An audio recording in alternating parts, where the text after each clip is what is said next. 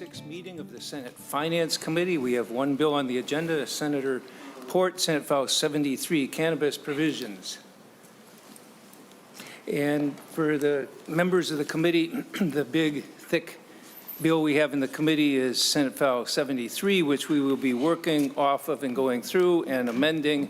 And then at the end of the committee, we will be, as this gets amended, we would be putting this onto House File 100, which came over from the House and apparently is before the committee. So we would put this language into House File 100 before moving the bill forward. And with that, Senator Port, go ahead with your introduction to the bill.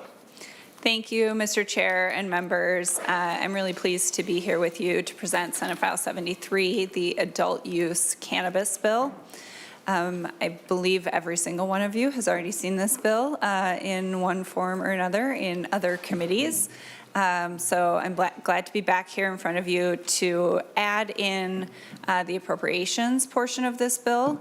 It's a very complex bill that its entire goal is to legalize, regulate, and expunge. So it really spans quite a lot of agencies. There is a significant amount of appropriations in here for public safety, for the expungement process, for the courts, for regulation and standing up a brand new agency. It is complex and comprehensive. It's a large bill. This is our 15th committee stop, and we are really pleased to continue moving this bill on. I will just say that through this process, we've worked really hard to be as, work together with all of the stakeholders. We've held over 100 meetings on this bill. I've held over 100 meetings on this bill, including with some of you, and have been willing to work with anyone who's brought amendments to me to make sure that we are building the strongest bill for Minnesotans, to have really a process that is unique to Minnesota and that addresses the needs of the Minnesota communities as well as our regulatory process. Mr. Chair, I do have first an A52 amendment, which is sort of our A152, sorry, 152. Which is our sort of last cleanup amendment on some technical fixes, as well as some last policy pieces that have been in process through these committee stops. And I do have Ms. Painter here to walk through the amendment. Yes, A152 amendment. Ms. Painter, you want to briefly walk through the amendment? Yeah, Mr. Chair and members, many of the changes in this amendment relate to the existing industrial hemp program and providing more clarity differentiating between cannabis and industrial hemp. Lines 1.2 to 1.4 are the start of those changes. We worked with the Department of Agriculture to fine-tune those provisions relating to the industrial hemp program. The lines 1.5 to 6 gives the Office of Cannabis Management flexibility to offer the legislature a different structure for licensing next year, if they so choose. Line 1.7 is a technical correction. Lines 1.8 to 19 delete requirements for cannabis business owners to reside in Minnesota. Lines 120 to 2.5 are more changes relating to industrial hemp. Line 2.6 is a technical correction. Lines 2.7 to 11 add lower potency hemp edible manufacturers to the entities that adult use cannabis retailers can purchase from. Lines 2.12 to 2.14 increases the maximum amounts of THC allowed in cannabis products. Lines 2.15 to 18 specify that THC-infused beverage containers can contain a maximum of 2 servings. Line 2.19 adds U.S. territory driver's licenses to allowable identification methods. Lines 2.20 to 3.18 are more changes related to industrial hemp. Lines 3.19 to 23 specifies a maximum of 2 servings of THC-infused beverage per container. Lines 3.24 to 4.27 allows for importation of lower potency hemp edibles from other states with the importer endorsement. Lines 4.28 to 5.5 are more industrial hemp changes. Lines 5.6 to 28 amends the distribution of money for substance use treatment, recovery, and prevention grants. Lines 5.29 to 31 are a technical change. Lines 6.1 to 11 updates the dram shop law to include other intoxicating cannabinoid products with a delayed effective date. Line 6.12 fills in a blank for the maximum grant award for the cannabis industry training grants. Lines 6.13 to 7.17 are more industrial hemp changes.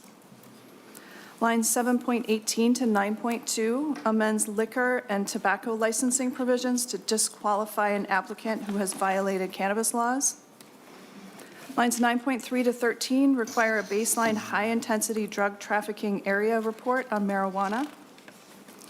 Line 9.14 is another industrial hemp change. Line 9.15 amends the date for the repeal of the existing edible cannabinoid sales.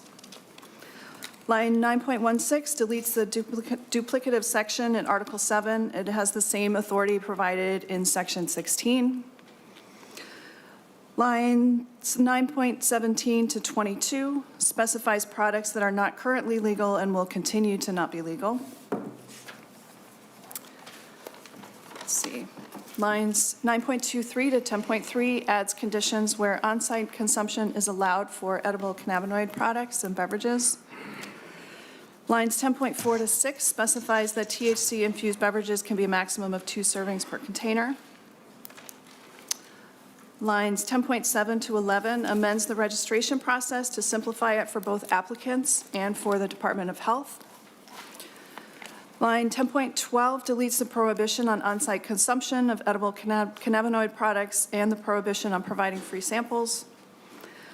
Line 10.13 adds free samples to activities requiring identification. Line 10.14 adds U.S. territory driver's licenses to allowable identification methods. Line 10.15 adds the Department of Agriculture to agencies that could assist the Department of Health with enforcement activities relating to existing edible cannabinoid products. Lines 10.16 to 11.3 adds the dram shop provisions to the edible cannabinoid products section on a temporary basis. Lines 11.4 to 11.21 establishes the Department of Agriculture as the agency responsible for standing up the Office of Cannabis Management. And lines 11.22 to 13.25 adds the new Article 10 with the grant management provisions that we've been adding to all of our bills. Thank you. Senator Murphy moves the A152 amendment. Are there questions or discussion? Senator Draheim. Thank you, Chair, and thank you, Senator Port, for bringing the bill forward and all your work on it all year. I know you've spent a lot of time on it. This amendment covers quite a bit, and normally the finance is the last stop before we go to the floor. You know, I almost think it needs to go back to some committees. You have some civil action in here. You have a lot in the agriculture area, and it appears that you're deleting some language that was in the original hemp language when we first legalized hemp, and the language about the Minnesota residents. Can you explain why you're proposing that we delete all that language? Thank you, Mr. Chair and Senator Draheim. I can talk. I'll start with the last part, specifically around the residency requirements.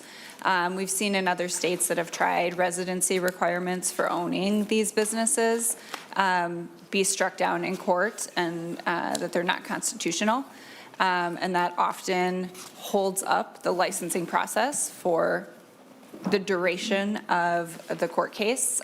So seeing how the outcome has worked in other states, and they've been ruled unconstitutional in all the other places where they've been tried, we don't want to delay that process. We found other ways in the bill to encourage folks to be Minnesota residents by having a real significant sort of priority given to smaller businesses, which tend to be more local, rather than allowing for the really big businesses to come in from out of state. So that was the reasoning behind that. As far as sort of the other changes, this has been an ongoing discussion through all of these committees, and I've continued to maintain conversations with the chairs of all of the committees, with the stakeholders of all of the committees, with the agencies who, as we figured out, not just the process for doing this, or not just the policy for doing this, but how the process is going to work. And so we've worked closely with agencies to figure out the best way to move forward, and that's what's reflected in these changes. Senator Drahan. Thank you. We're not talking about a 10-page bill here. We got a 300-plus page bill, and you make quite a bit of changes across many different areas. And it isn't just about the one-party chairs. It's about the citizens of Minnesota having the opportunity to weigh in, you know, to what changes you're proposing. But I'll let other senators ask questions. Further discussions on A152. Senator Pratt. Thank you, Mr. Chair. I share Senator Draheim's concern not only with the issue that the applicant has to reside in the state, but also that we want the license holder with at least the license holder, at least 75% of the business be owned by Minnesota residents. I'm just getting confused by the amendment. Are we Senator Porter, are we striking the requirement that anyone in an office or agency with regulatory authority can now get a license, or is that prohibition still intact? Can you point me to the area in the amendment you're So looking at? it would be page 52, item 7. Report. At first blush, I thought you were striking the prohibition that a license holder not be employed by the office or state agency with regulatory authority, and now I'm starting to question that, and I'm just trying to get clarification.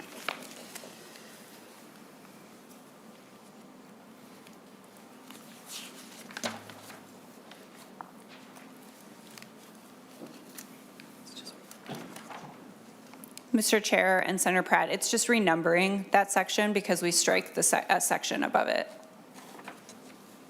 Okay, thanks. And then can you tell me why we're striking language in the procurement process? So you're specifically on page 11 of the amendment. Can someone describe what the effect of exempting the Office of Cannabis Management from Section 15A.15 subdivision 3 and exempting them from the entire Chapter 16C?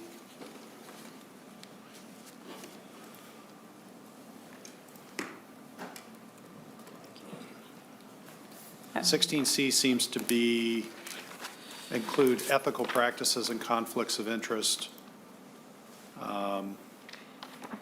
And just on the fly, I'm having a hard time kind of understanding what the impact of 16A.15 subdivision 3 means. I'll have Ms. Painter go over that provision.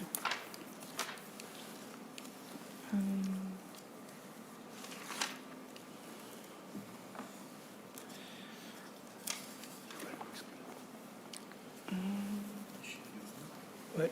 I'm sorry. Looks like Mr. Nauman might be.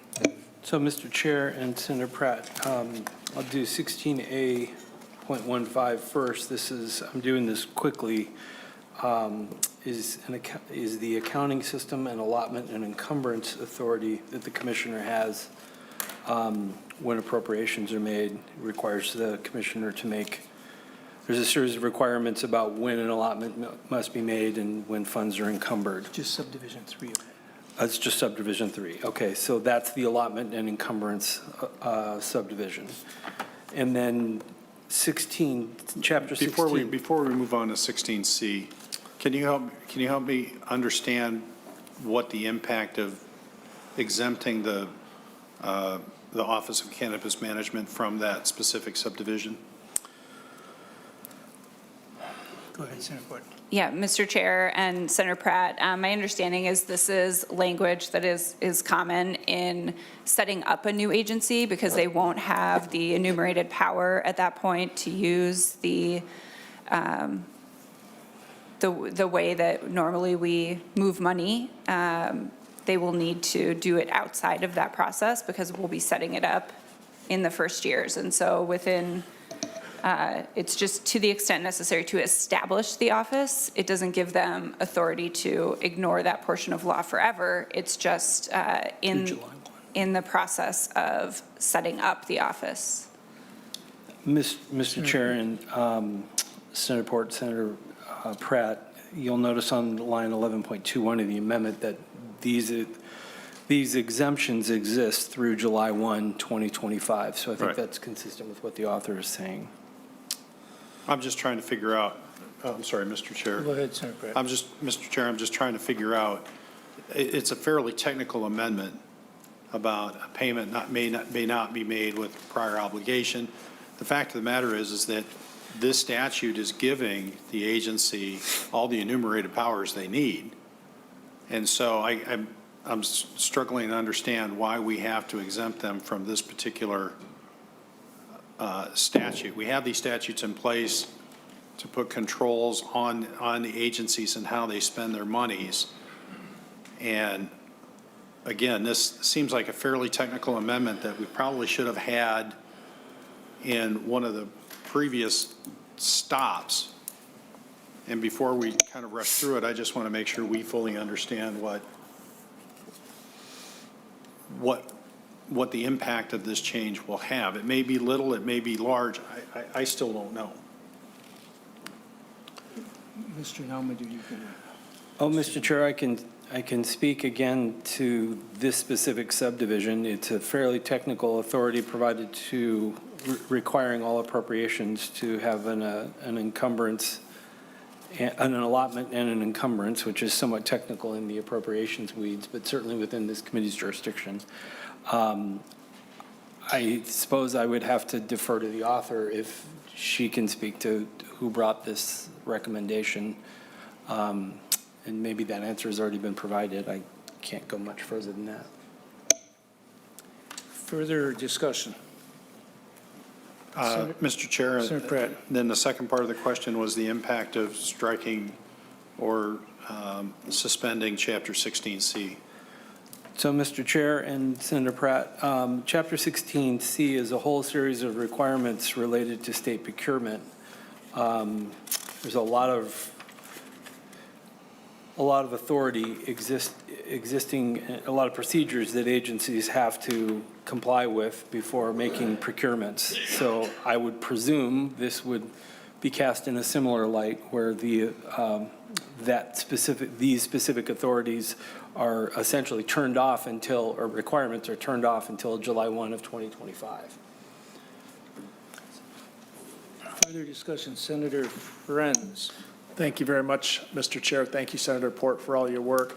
Senator Draheim, Senator Pratt, I think we are charged with the responsibility here of asking questions and understanding the bill, and it is the final stop. Having said that, just a couple points.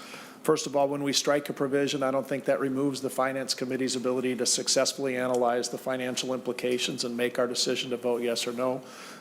As I said, Senator Port, thank you for all your work on this. To the second point about Minnesotans weighing in, I'm not aware of another bill in the Senate that's come forward so far that's had more committee stops, more Minnesotans weighing in, more input backwards and forwards, and I'm positive, Senator Port, that you have listened as best you can and tried to come up with the bill that you think fits that input.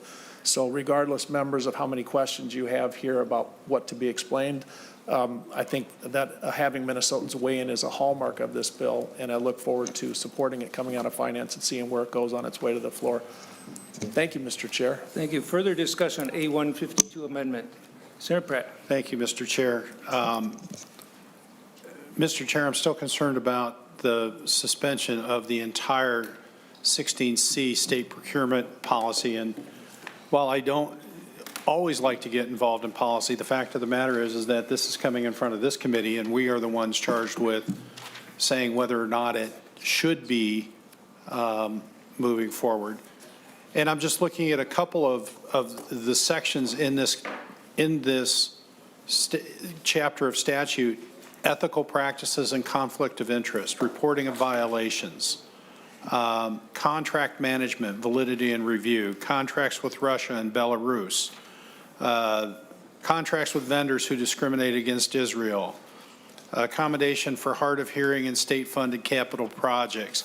There's a lot in this, and I'm wondering why we're striking the whole chapter and not just identifying the specific pieces of the chapter that are problematic. Are we saying that ethical practices and conflict of interest are a problem when we come to setting up the Office of Cannabis Management? Senator Report. Thank you, Chair Marty and Senator Pratt. No, we're not saying that there are not ethical requirements continued to be held by the administration and the agency. This is technical language that the administration brought to us to make sure that the process of setting up the agency to establish the Office of Cannabis Management is able to move forward. If you have specific concerns on this portion, I'm happy to entertain an amendment on it or to work with you to fix specific concerns. Senator Pratt. Thank you, Mr. Chair. Well, Senator Port, my conversations with nonpartisan staff have said that typically we are very precise in the portions of Chapter 16C that we exempt. And so, Mr. Chair, I would make an oral amendment to the amendment on line 11.20 to strike Chapter 16C.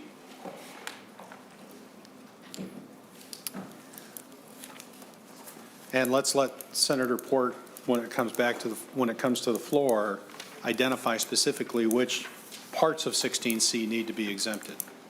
Senator Report. Thank you, Mr. Chair and Senator Pratt. I'm happy to take that. Senator Pratt moves to amend the Murphy motion on Senate file on Amendment A152 to strike Chapter 16C semicolon.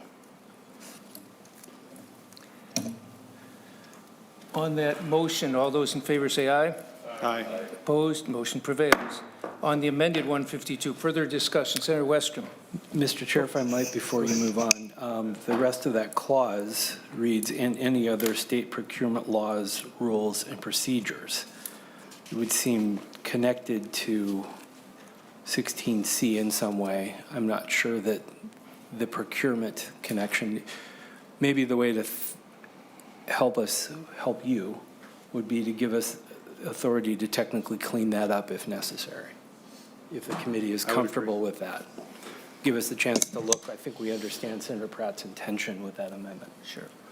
We could do that if we adopt it. Further discussion, Senator Westrom. Mr. Chair, Senator Port, another P. You talked about the residency stipulation, and so what has been done instead to deal with it? Because most court cases, as you indicated, that strike something down. They usually write this is the provision that we struck it down over, or this with this in there it's not constitutional or not legal with current statutes. So what precisely did you change so it is legal? And coupled with that, is our corporate farm law going to be sufficient to keep any out-of-state or other corporations out of owning any of these operations?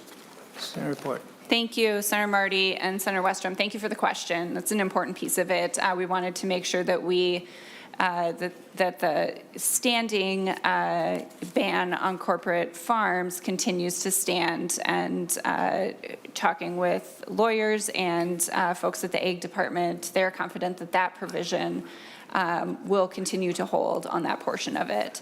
What we struck down was residency requirements for license holders, and because that has been ruled, the residency requirement has been ruled unconstitutional in other states. So that is the portion that we struck down. But the Department of Ag and the lawyers that we've spoken to believe that the current ban on corporate-owned farms will continue to stand, even in regard if there were cannabis farms. Mr. Chair, Senator Port, so is it likely that large national license holders are going to be able to be the ones to come in here, much like some other industries where they come in and then just use the local residents as much as as minimally as they have to get their enterprise up and running? I mean, we see that with the solar gardens, and we see that with a lot of wind farms. We see that even in some of our casinos, where you basically have the large national owner come in with a license. Or what have you done so there may not be this tail wagging the dog scenario, if you will, using my example?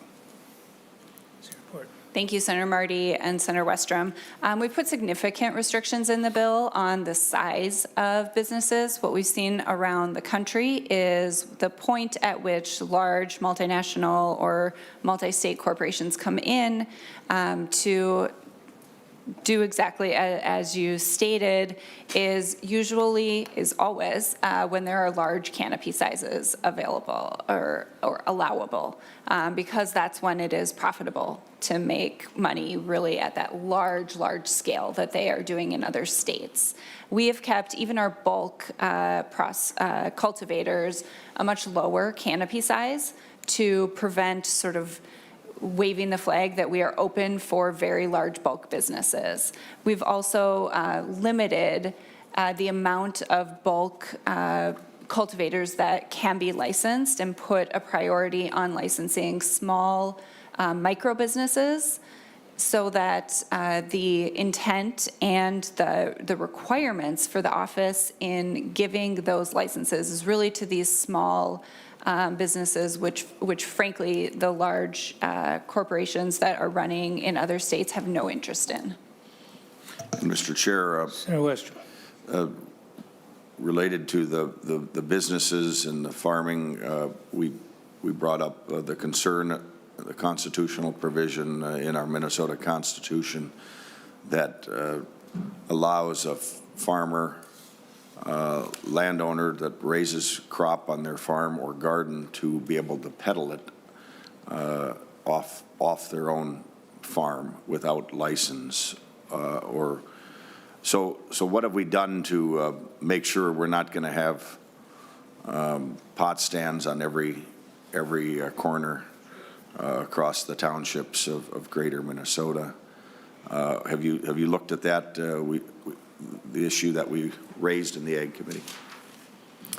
Mr. Chair and Senator Westrom, yes, we have, as it was already discussed in the Ag Committee, and if Senator Murphy wants to weigh in here too, because she handled this in our Ag Committee, this is a portion that we, as we've talked with lawyers, there's no concern that will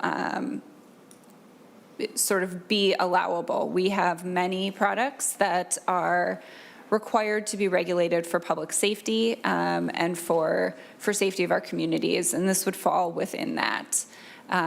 Just like you cannot grow and process raw milk or grow and sell raw milk. It is the same way. There's a public health concern, and so for that reason, it is allowable to be regulated, and the regulation portion of this bill is very strong. Mr. Chair, Senator Port, but we are able to buy raw milk off the farm. That goes on all the time across the state of Minnesota. So, I mean, that's a great example. That's exactly what the Constitution provision seems to have protected long ago for people that work in the earth. So I think there's a difference of opinion on that. If you've got lawyers saying that they can't regulate, or they regulate selling milk off the farm, we're selling milk off the farm all the time, selling eggs off the farm all the time. That's the purpose of the Constitution provision, because I suppose our forefathers really felt passionate about being able to make a living or raise crops and animals on your farm and sell them. So I think if somebody's telling you that we can't sell milk off the farm, I'd be interested to talk with them. Further discussion on the A152. Senator Pratt. Thank you, Mr. Chair. I think Mr. Nauman has a technical fix to the amendment. Yes, he does. Go ahead, Mr. Nell. Mr. Chair and members, if I can ask you to return to page 11, line 20 of the amendment, I think to incorporate Senator Pratt's intention, the recommendation would be to delete semicolon through the rest of the line, and then on a line 11.21, delete procurement laws, rules, and procedures. And if that amendment were adopted, the content of the sentence would read, the Office of Cannabis Management are exempt from the requirements of Minnesota Statute 16, Section 16A.15, Subdivision 3 until July 1, 2025. On that, and Senator Port, you would be then coming back and figuring out what specific things you might want to exempt. Is there a discussion on the Pratt amendment? If not, all those in favor say aye. Aye. Opposed? Motion prevails. On the A152 as amended, Senator Pratt. Thank you, Mr. Chair. Senator Port, why so many changes to hemp? And I particularly see some references to importation of what is it called, low potency hemp? Was that it? Mm-hmm. I'm sorry, big amendment. I'm still paging through the thing. Can you explain why so many changes to this part of the bill after it's been through so many committees? Thank you, Mr. Chair and Senator Pratt. Yes, this has been an ongoing conversation that we've had with stakeholders in the hemp community to make sure that we're addressing their concerns. This is particularly the importation piece is something we've been talking to them. Right now, folks are importing, and that is because as we passed the low dose or the low potency edibles last year, we passed them with essentially no regulation around it.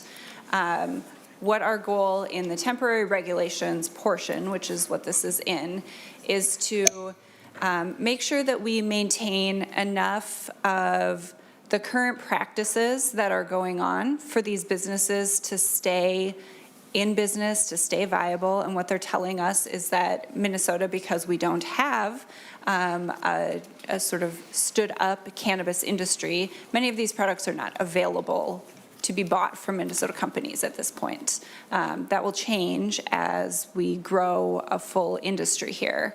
But much of what they sell is imported in. What we are adding in the bill around that sort of hemp low dose market is regulation, because we have seen that it's sort of the Wild West out there, and that there is really no way to ensure that what it says on the label is what you're actually getting. that product has been tested, that it is safe. You may have seen in the newspaper a few days ago a case of significant mold in a product. That regulation just isn't in place. And so we are making sure that the regulation is in place while also working with the hemp industry to make sure that they can stay in business. And the pieces on importation is we agreed to continue to allow for the importation, assuming or requiring that it meets the standards of Minnesota testing that we are putting into place. So it has to have similar standards in another state, that product is being tested, is being regulated through that process, because that process doesn't exist in Minnesota at this point, which is really the big hemp fix that we have in this bill. Further discussion, A152 as amended. Senator Westrom. Mr. Chair, Senator Port, to that issue Senator Pratt raised.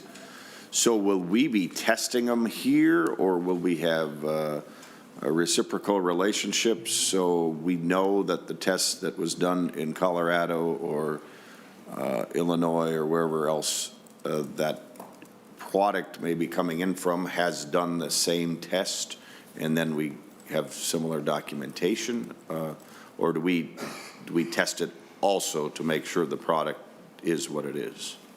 Senator Port. Thank you, Mr. Chair and Senator Westrom. We currently have sort of one major testing facility in Minnesota, which is frankly not enough to keep up with the new low-dose market, and certainly not in addition to the legalizing adult use cannabis market. So there's a portion of this bill focused on making sure that we build out that testing infrastructure here in Minnesota. But we have been working over the last 2 years with other states to ensure that the testing that we would and will and are requiring currently for our medical products is able to be expanded, and that it meets national standards. In fact, we will have higher standards in some cases than is sort of the national average. But that we are working with other labs to ensure that the product that comes into Minnesota will have the specifications that we require. We will not be retesting things that have come in tested from another lab in another state. But as we move into a full upscale testing facility in Minnesota, we will expand those requirements around what is required to be sold in Minnesota. On the 150, Senator Westrom. Just on the testing, Senator Port, how do we ensure we don't have fentanyl-laced marijuana products coming in, which has really become a real problem in this country, just while we're talking about testing? I mean, that's probably the most gross example we've got right now that's just killing people unexpectedly. But how are we going to do that under this testing, especially if another state or area isn't catching it? Say California, which is right on the Mexican border, which is allegedly where a lot of this stuff is coming across illegally or in different doses than represented. If you could expand on that a little bit more, I think that's a pretty big issue. Thank you, Mr. Chair and Senator Westrom. I completely agree with you. That's a huge issue. And the number one thing that we can do to stem the flow of fentanyl-laced and dangerous products that we don't know what they contain is to legalize and regulate. Where we are seeing those dangerous products is not on regulated shelves in other states. It's not in the low-dose products that we have for sale. It is in what's being sold on the streets. It is the illicit market that is producing those dangerous and unregulated products that don't contain they contain other drugs that are not sort of what they claim to be. So exactly by requiring products that come into Minnesota to be from a state that is regulating products for sale, that is testing products for sale, is how we ensure that what is sold in Minnesota is regulated by standing up an industry here that has a strong focus on regulation and testing, that has a requirement for those things to be done in order to have a license, is how we do that. By keeping our tax rate relatively low to ensure that the regulated market is able to be competitive and we are able to stamp out the illicit market is how we do that. I would say that in addition to the portion of this bill that is about expungement and is a core tenet of this bill, the focus of the rest of the bill is to move from an illicit market that already exists in Minnesota, bringing about all of the concerns and troubles that people raise about this bill in general, and moving it to a regulated market that is safer, that is that Minnesotans can trust what is on the label of the product, that they can know what they are consuming, that they will have the education around consuming it safely, and that we will be able to make a major step in stamping out a very dangerous illicit market that I think we all share a desire to stamp out. On the A152 amendment as amended, discussion, if not, all those in favor say aye. Aye. Opposed? No. Motion prevails. Senator Port, you have the A151 before we do the walkthrough. I do, Mr. Chair. I have the A151, which is the appropriations portion of this bill. We have not added in money prior to our stop here in Finance in any other committee. We saved that for you all here, primarily because I'm sure you all have the fiscal note as well, which took some time to put together. And is 146 pages long. So it has taken the agencies some time to put that together. And we wanted to make sure we had the complete picture of the costs and the revenues of this bill before we put together the appropriations article. So I'm delighted to, offer the 152 to the committee and put this bill in final fiscal order. Senator Murphy moves the A151 amendment. Mr. Erickson, would you like to go through this amendment? Senator Marty and committee members, yes, as Senator Port mentioned, the fiscal note is quite extensive, so I don't think I'll get lost in the weeds and go through that unless people have specific questions. I'm going to skip straight to the spreadsheet, which you should all have in your packets. And Mr. Erickson, the spreadsheet reflects what's in the A151. That is correct, Senator Marty. While the fiscal note is advisory and informed this process, the spreadsheet reflects the actual appropriations that appear in the A51 that has been offered. So as we move through the spreadsheet, this is very similar to the change item spreadsheet that you all saw when I came through this committee for state government and veterans and elections. The various agencies are along the left-hand side with appropriations representing changes from base. Obviously, as a completely new initiative, all changes are from base. There is no base in this area. The Office of Administrative Hearings does not have an appropriation in the bill, but this reflects increased expenditures for rulemaking and appeals that are expected to come through that office, and you'll see that that's a special revenue fund expenditure. The Department of Agriculture has a $3 million appropriation in the current year, in fiscal year 23, to help stand up the Office of Cannabis Management, as well as some ongoing money, $822,000 in the first biennium, for food safety and pesticide enforcement testing. The Attorney General, I apologize, there's a part that needs to be stricken here, that has $358,000 in the second year and then ongoing for a couple of years for expungement. The compact negotiation is not reflected in the appropriation, so that could be stricken. The Cannabis Expungement Board has $3.5 million beginning in fiscal year 25, which increases in the tails. That also ultimately it returns to zero as the Attorney General does. I'll actually cover that part in the amendment. The Office of Cannabis Management has money for 2 separate grant programs as well as implementation of the regulatory framework in the bill. The Can Renew grants for community renewal are $1 million each year, increasing to $2 million each year in the tails. The Can Grow Cannabis Grower grants are $1 million each year, flat through the tails.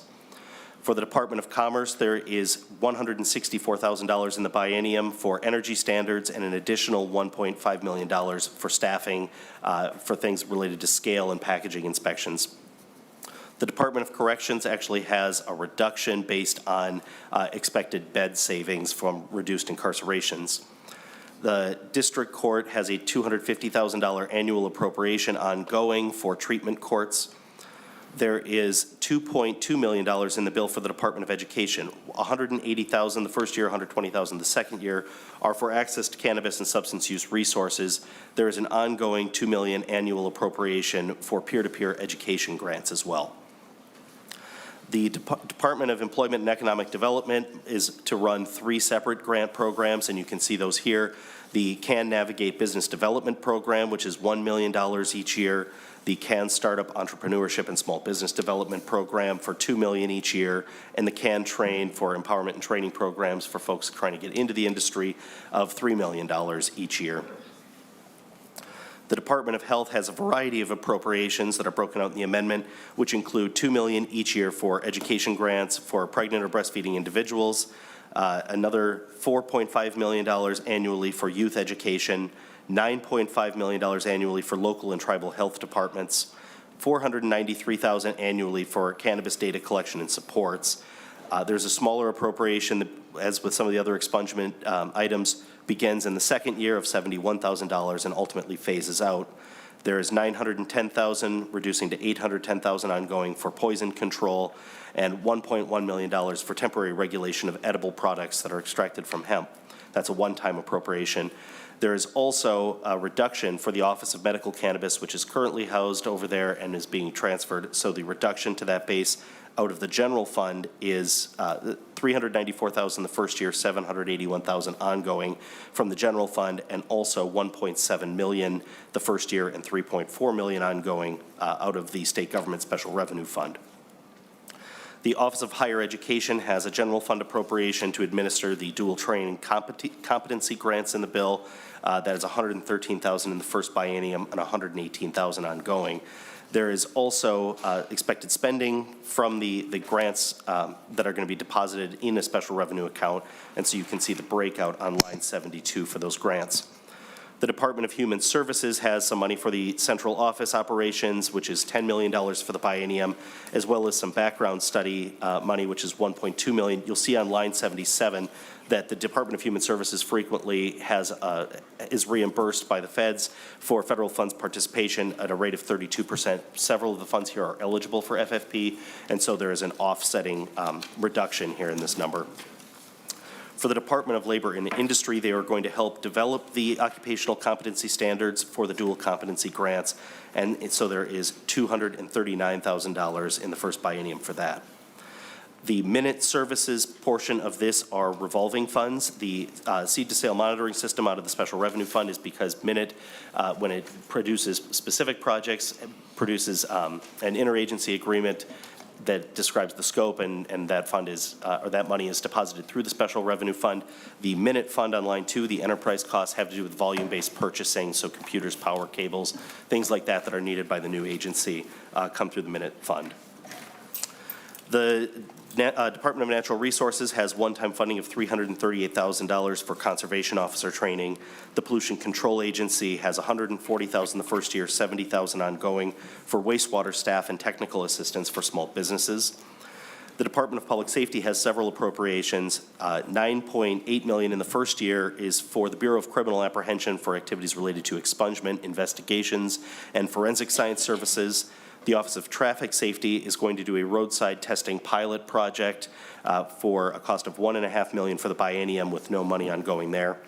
And there's $20,000 for a report on high-intensity drug trafficking area that was in the A152.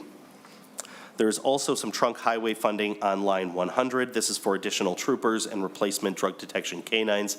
Those are the types of expenditures that already happen out of the trunk highway fund, and so that's why that is here. For the Department of Revenue, they will incur costs related to payment and return processing, and that is at a level of $7 million in the first year and $6.4 million in the tails. The Supreme Court has some costs related to setting up an expungement process, and so that is a $1.1 million one-time appropriation. And the University of Minnesota has money in the bill to set up a new Center for Cannabis Research within the School of Public Health for $5 million in each biennium. On the second page, we get into some of the more technical aspects. You can see first the reconciliation of various expenditure changes. On lines 122 and 125, you'll see two transfer outs.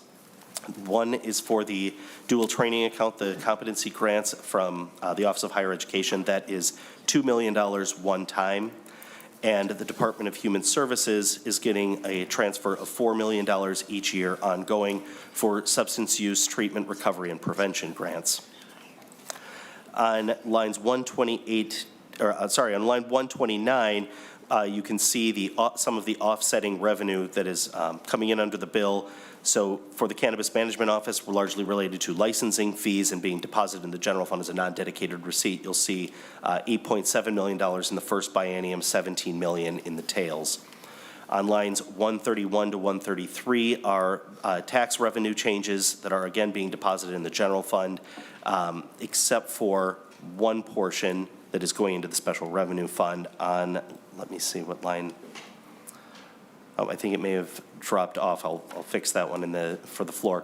But there's a small portion that's being deposited in the special revenue fund. Otherwise, the general fund receipts under the bill are $71.5 million in the current biennium and $204.9 million in the tails.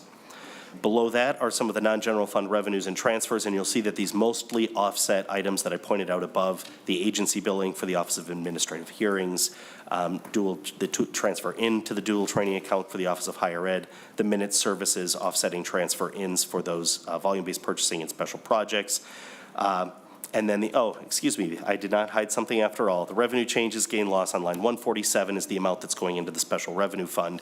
And there's also, of course, a portion that will go into the legacy funds. And so with that, Mr. Chair, you'll see the spending on the net general fund spending on line 160. The bill spends approximately $67.9 million in the budget biennium, but if you add to that the $3 million that's being spent in the current year, that gets you to about $70.9 million. In the tails, there's actually a net reduction in burden on the general fund at about $56.6 million. That's it for the spreadsheet. I will walk through the amendment just very quickly because mostly it's fairly trim. It's structured to look sort of like an omnibus article. So there's a section 1 explaining that these appropriations are for the purposes of this act, and so unless otherwise necessary, they aren't necessarily spelled out in great detail.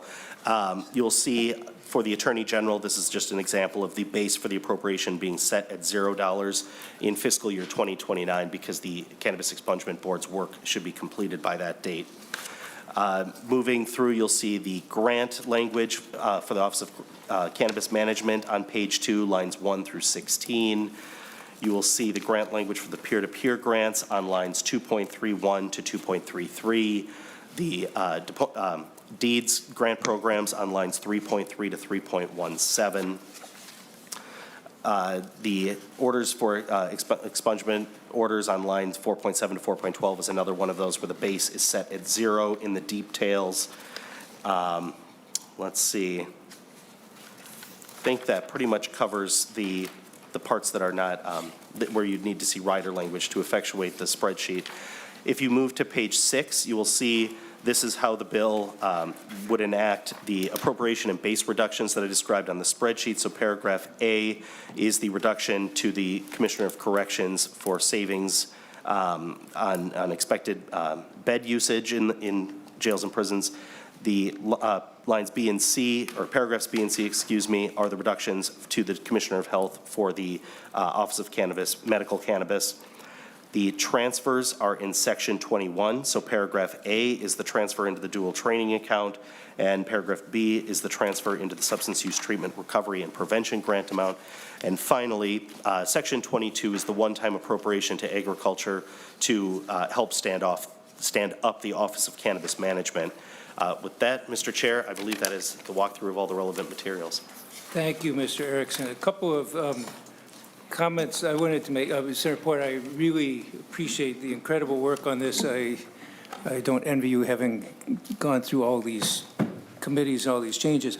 One of the things I like best is that by making this legal, we are taking a chemical use thing and making it not a crime, but a health issue to address and regulating that. And I like it that you're putting money in for treatment grants and so on. One thing I wanted to encourage you to do more, you have in here treatment courts, $250,000. And obviously treatment courts are very important to helping move substance use issues out of criminal stuff and into health issues. So I appreciate that and will encourage you continue working that way, but a lot of work in this. Discussion from the committee. Mr. Chair, may I comment on that? Yes. That is, I agree, a critical piece of the work that we're doing here. What we wanted to make sure to do, and we worked closely with the Judiciary Committee and the Judiciary Chair, because there's also funding for treatment courts in the Judiciary Bill. We also get a large portion of our funding for treatment courts from the federal government. And if we inflate our state input, our federal money drops. So we wanted to try to strike that balance of between our bill and the Judiciary Bill, putting in sort of the maximum we can without affecting the drop from the federal government. And we do expect, as this continues to move through the process of legalization, and perhaps, hopefully, I think treatment courts become more popular here in Minnesota, that will grow. And is absolutely something I'm interested in continue working on. We just didn't want to put ourselves in a position where we would lose federal funding by putting too much in at the state level. Senator Pappas. Thank you, Mr. Chairman, and ditto Mr. Chairman's comments from me as well, Senator Port. Could you tell me what the, I just lost it, local government cannabis aid is?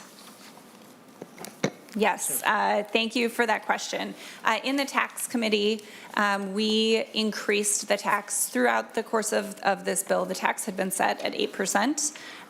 In the tax committee, we increased that to 10% with giving that extra 2% to cities and counties. This has been an ongoing conversation we've had with cities and counties about how they really are going to be the ones on the ground doing enforcement, checking to make sure that these establishments are, carding and selling to appropriate people, that they are meeting the zoning regulations, that they are operating within the regulations of this bill. In addition to, the counties provide many of the social services that we've talked about as well. And so really we have had, I guess I will start by saying thank you to the cities and counties who have worked incredibly well with me, have been excellent partners through this bill. And through that process, we agreed to raise the tax at 2% and give that money directly to the cities and counties to aid in what will be an increased cost in enforcement and those sort of services. And they've been excellent partners, and look forward to continuing to work with them on that. But we created a new account for that. Great. Thank you, Mr. Chairman. Thank you, Senator Port, for doing that. I did just hear from a former city council member yesterday about kind of the frustration cities have because they have no authority over bars and liquor that's really handled by the state, and they would like some more local ability to regulate at the local level. So. Thanks. Yeah, Senator Pappas, I'll just add to that. While we did add the money, we have also added some local control provisions. We worked very closely with, again, the cities and the counties. The cities and the counties can limit the amount of licenses that go in based on population, and actually the numbers that we put in were lower than what they requested. Like, they can limit it more than they had even asked for. We also put in a dual licensing. So when the state, when the agency issues a license, the city or the county that it's in can issue a dual license. And if there is a violation that the city finds, they can pull the license at the local level, and it's automatically pulled at the state level until that violation has been cleared up. So while they can't prohibit completely having cannabis in their communities, we did give them control to be able to ensure that if folks are not working within regulations, they can pull those licenses. And I think that was a really good compromise that we came to. Senator Port, on that, the 13.3 million you're giving to local governments, is that not in this amendment? I didn't see it in the amendment. Is that elsewhere in the bill? Mr. Erickson. So, Mr. Chair and members, several of the revenues don't appear as an amendment. We don't need to have language sort of to create the money. It's incidental to the fact that the tax exists in the bill, and the Department of Revenue has provided a revenue estimate of how much they think will come in under that. Thank you. Senator Draheim. To that point, how much revenue are we anticipating to come in under this provision, and what is the tax rate? Mr. Erickson. Mr. Chair and Senator Draheim, you mean specific to the local cannabis, or do you want the walkthrough of all the revenue? In general, yeah, all the revenue would be great. The sales tax is one, I guess it's a big one. Sure. So walking through it piece by piece, if you look at line 131, that is the state's already existing sales tax. So that's going to be for the 4 years, 4.8 million, 18 million, 31.8 million, 42.6 million. If you go down to line 2, this is the gross receipts tax on top of the sales tax. And as Senator Port mentioned, there's an 8% portion that is staying in the general fund. And so that's 10 million, 30 million, 49 million, 64.4 million. And then just to skip that other portion for a second, the additional 2% that she talked about is on line 147. And so that's this 2% that's being deposited into the local government cannabis aid account, and that's 3.3 million, 10 million, 16.3 million, 21.4 million. There's also on line 133 what DOR calls a property tax refund interaction. There's some reclassification of the type of property the cannabis businesses are located on, which has a higher effective tax rate, which then reduces the tax burden on other property taxpayers. And since they're paying lower property taxes, the state will expect to pay out fewer property tax refunds. So that ultimately is a net gain to the general fund as a reduced expenditure. We're not paying out as much as we would have thought of. So it's relatively small. You see it only in the tails, but that's an estimate of 10 million in fiscal year 26 and $40,000. I think it said 10 million, 10,000 in fiscal 26 and 40,000 in fiscal year 27. Then if you move into those non-general fund revenues and transfers, I think for the question that you're asking, Senator Draheim, you can probably ignore lines 138, 142, and 144 and 145, which are all either special revenue accounts for grants, which are really transfers out of the general fund. That's where we really see that spend, or revolving accounts or internal service accounts where other agencies are paying. So if you ignore those and go back to just the revenue changes on lines 147 and 148, you have that local government cannabis aid account, which is the portion of the gross receipts tax that's going to local governments. And then you have the legacy funds, and that's, of course, just because the legacy amendment provides for a certain portion of the sales tax to be put into the legacy accounts. Does that clarify all of those pieces? It does. Thank you. I'm just trying to see what the net gain was. I see we are hiring 287 people to run the different aspects throughout state government, and that's quite a fiscal expense. Senator Port, how many, if you mind, Chair? Go ahead. Thank you. How many different locations do you expect to be selling cannabis throughout the state? Mr. Chair and Senator Draheim, I don't know that I have a great estimate for you because it really depends on the size of businesses that open. We have a priority given to micro businesses in the grants that we have. Those are quite small, a very small canopy size. So, if we have those for cultivators and also able to sell, those would be more just sort of neighborhood kind of businesses. Then we have mezzo business, which is, if you can liken it to our alcohol industry, I would say, microbreweries versus craft breweries. They would be the craft breweries, a little bit bigger, but still really sort of confined to a local area that they would be able to supply. So, we don't have a perfect estimate, but we would say several hundred licenses will be given out, 200, 250. Some of those will just be retailers. Some of those will be cultivators. Some of them will be the micro business that are sort of able to cultivate and sell. But, I think partially it depends on a lot of different things that we can't, but I would say in the neighborhood of 250 to 300. Thank you. And then my last question, if I could, Chair, thank you. On the expungement, how busy is that office going to be? I see we're spending, almost 16 million on that. My understanding there wasn't that many people. Just if you could have some clarification on that. Yeah, absolutely. Very busy is the answer to your first question. Through this process, I've learned a lot about the expungement process and about how we keep records in the state of Minnesota. So in particular with the BCA, which will do a large portion of these, there's about 60,000 records that they will need to expunge. There's not a search and find function to say, bring up all the cannabis records and expunge.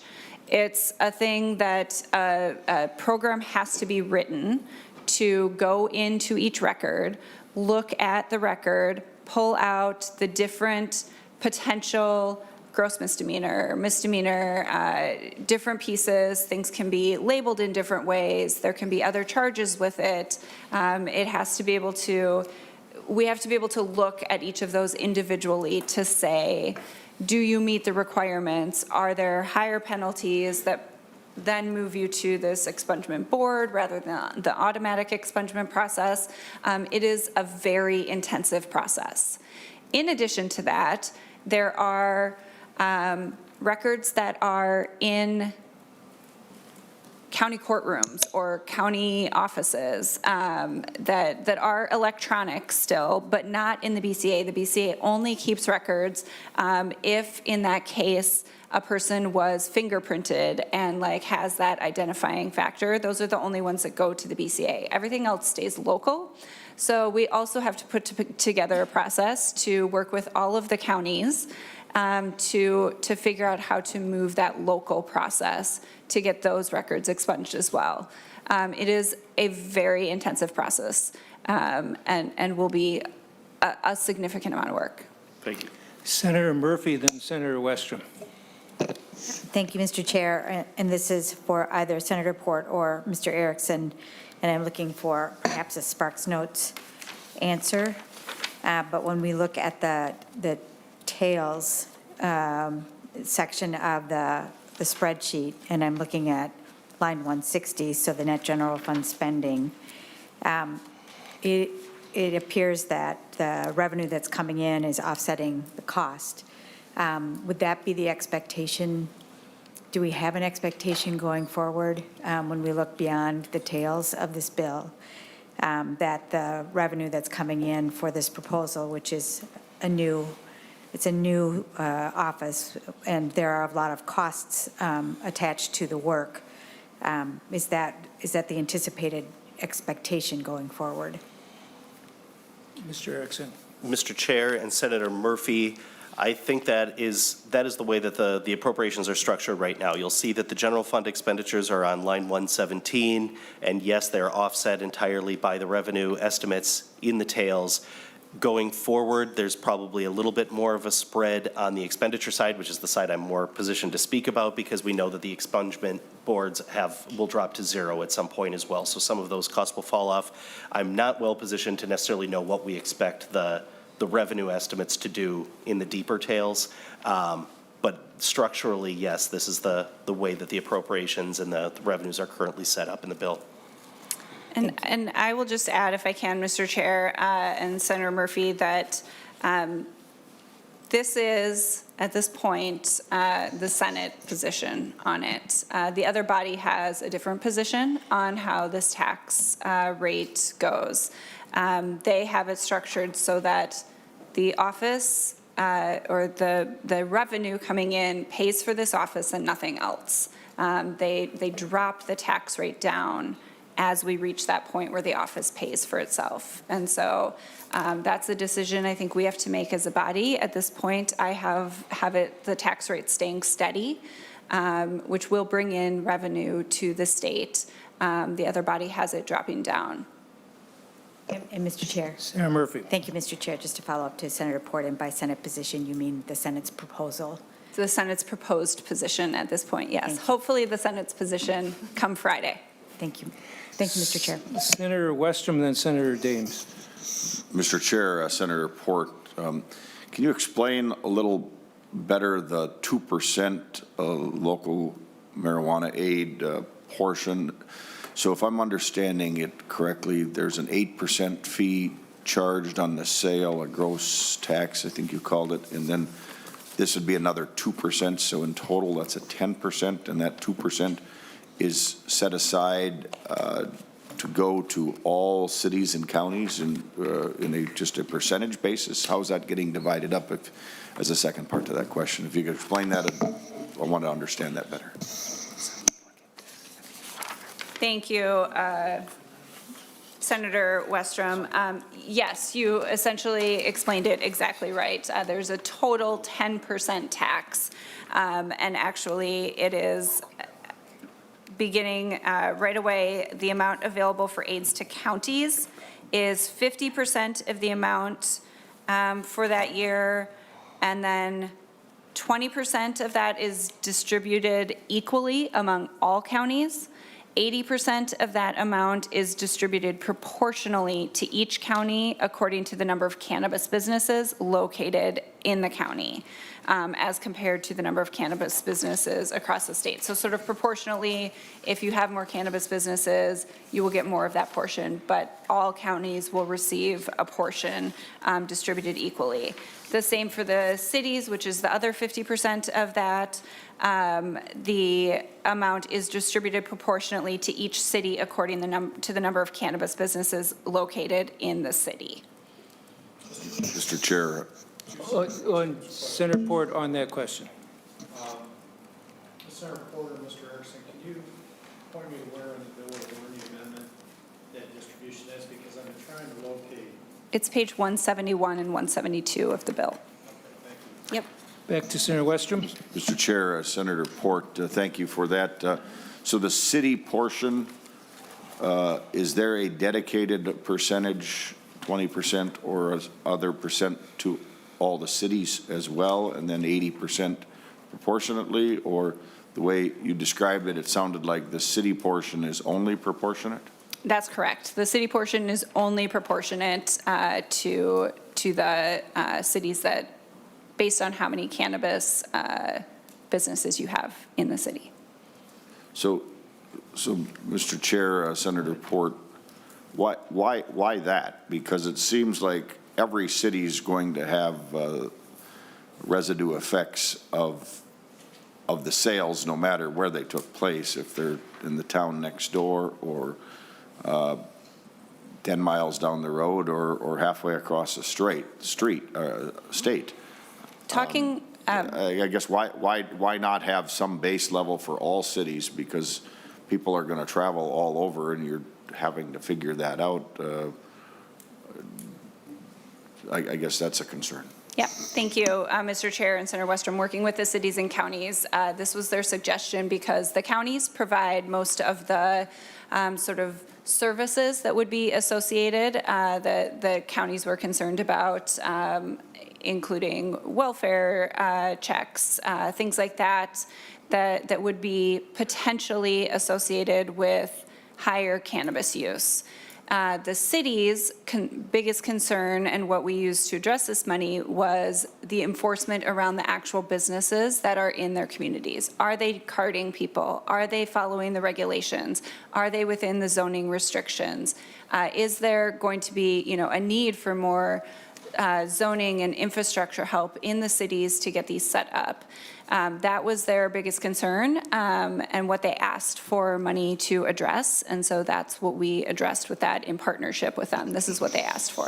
So Mr. Chair, Senator Westrom. Senator Port, was there ever then consideration of a higher percentage to counties instead of 20? That's not a real big number.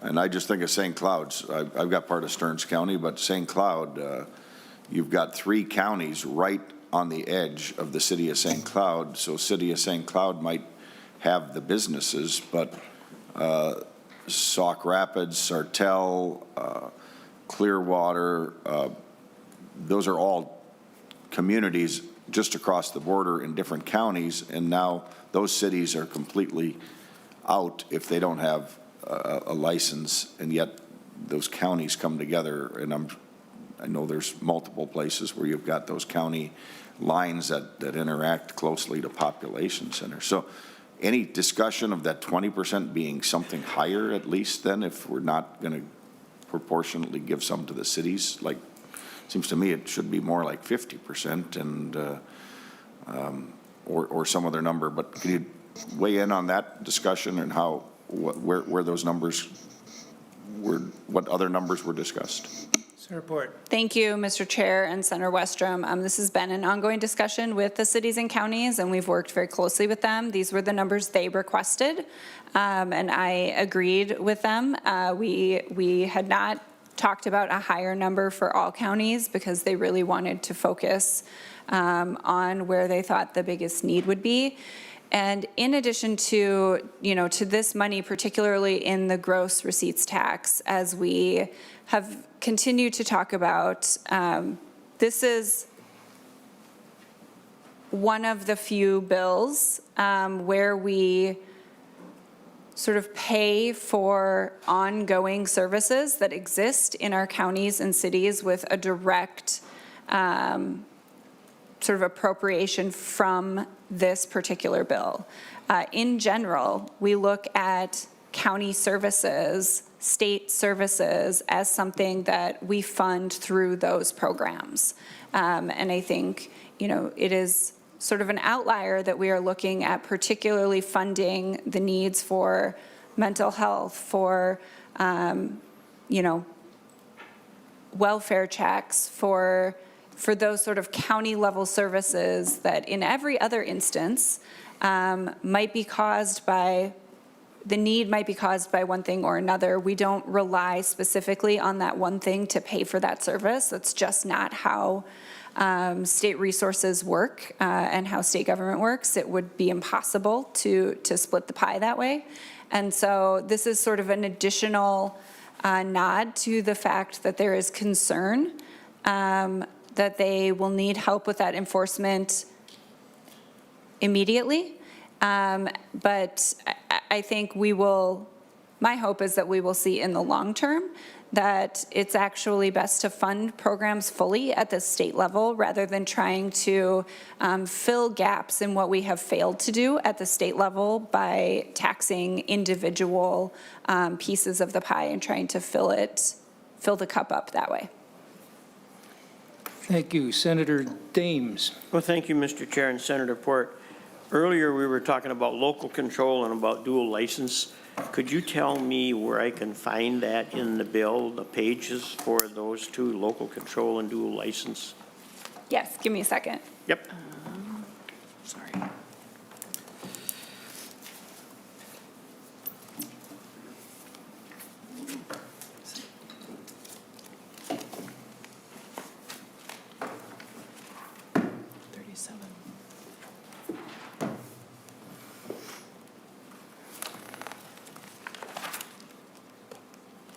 Senator Dames, it's on page 37.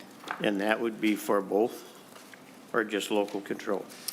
That is the local control, and page 38 gets to the local restrictions of the number of cannabis businesses allowed.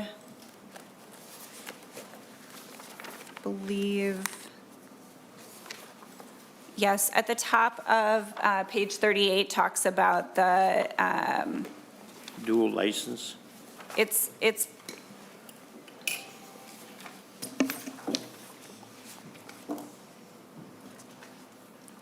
included in the local control provision. Okay. And then, Senator Port, could you tell me, when a grower applies to get a license to grow marijuana, is there a maximum number of acres, or do you apply for whatever you want? Could you explain to me a little how that's going to work? Yes. Thank you, Mr. Chair and Senator Dames.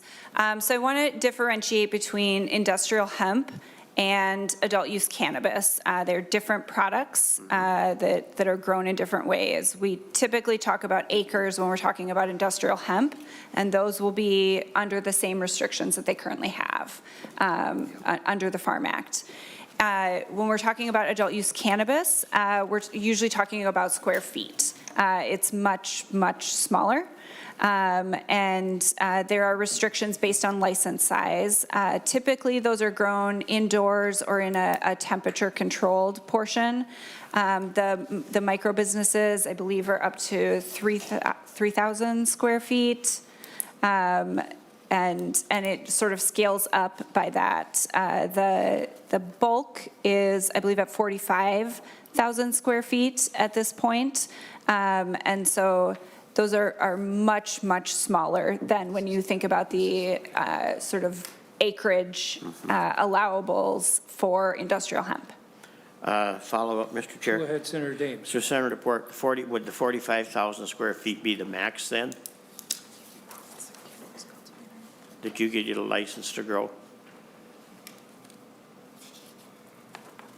Yes, it looks like 30,000 square feet is the max for cultivating. Thank you. Yep.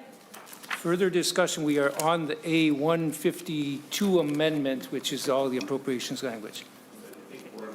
151, I had the wrong number hiding on top. The 151 amendment, on further discussion, Senator Pratt. Thank you, Mr. Chair. I can't recall if we talked about these programs under deed when this went in front of the Jobs Committee, but now that we see some numbers here, I have some questions, particularly with the passage of the 152 amendment. So, Senator Port, we're establishing a program, $2 million each year, to create grants and a revolving loan fund for CanStart. But now we've removed the restriction that a license holder must reside in Minnesota or the business must have a minimum of 75% ownership of residents in Minnesota. So now, can anyone, Wisconsin, Canada, anywhere else, can they now come in and apply for these grants and loans?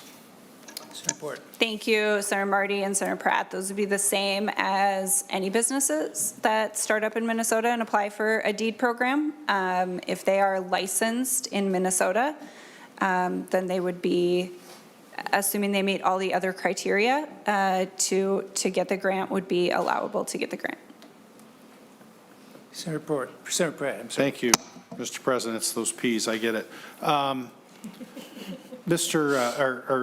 Senator Port, so thanks for leading in my next question. We have a lot of funds to help entrepreneurs start businesses. Indeed, why are we creating a special fund specifically for this industry? Thank you, Chair Marty and Senator Pratt. What we have seen, with this industry is it is unique to other industries. There's a level of, particularly with the micro businesses, you have to have the expertise to grow. You have to be able to start up a retail and sort of very small agricultural business. And a big portion of the work in this bill has been to ensure that communities that have been harmed by cannabis prohibition have an ability to share in the growth of this industry. So there is, in all of these grants, a particular priority given to social equity applicants. And those social equity applicants are ones who come from communities that have been directly harmed, or they themselves or their families have been directly harmed from the prohibition of cannabis. That is to ensure that, historically, and on all the studies that have come out, black Minnesotans and white Minnesotans use cannabis at roughly the same rate. Yet black Minnesotans are prosecuted at 4 to 6 times the rate of white Minnesotans. The prohibition of cannabis has had a direct economic impact on the black community in Minnesota. And so a portion of the work that we've done in this bill is to ensure that those communities are able to get the resources they need to have the help to start up a business, to have the resources to start up a business, and to have the support to run a thriving business here in Minnesota. We want them to be a part of this economy as it grows. And so that is why it doesn't fit particularly within the other programs. I think eventually it could, but as we are starting up a brand new industry, it felt necessary to sort of specify the different goals that we have. Senator Pratt. Thank you, Mr. Chair. Well, Senator Port, I can tell you that we do a lot of technical assistance out of the Jobs Committee, and every entrepreneur faces regulation. I've contended for a long time, I think Minnesota is an overregulated state. I met a business owner here in St. Paul, just down the street at the NDC building. She wanted to open a coffee shop. The hoops she had to jump through between the city and the state and the Department of Health and everybody was amazing, right? We've got restrictions on cosmetologists. They have to get a special license, and then they have to, if you're going to do nails, that's a different issue than if you're going to do eyelashes or if you're going to do, different types of hair. I don't know that regulation in and of itself, and then it crosses a little bit over to liquor stores, right? But, let's say someone that wanted to open a liquor store or a bar or restaurant, they face a lot of restrictions. So I'm not seeing what's specifically different other than they have a different set of rules to follow, but it's the same issue in that we are trying to help entrepreneurs overcome the regulatory burden of starting their business. And the concern being that we are favoring this business, almost sanctioning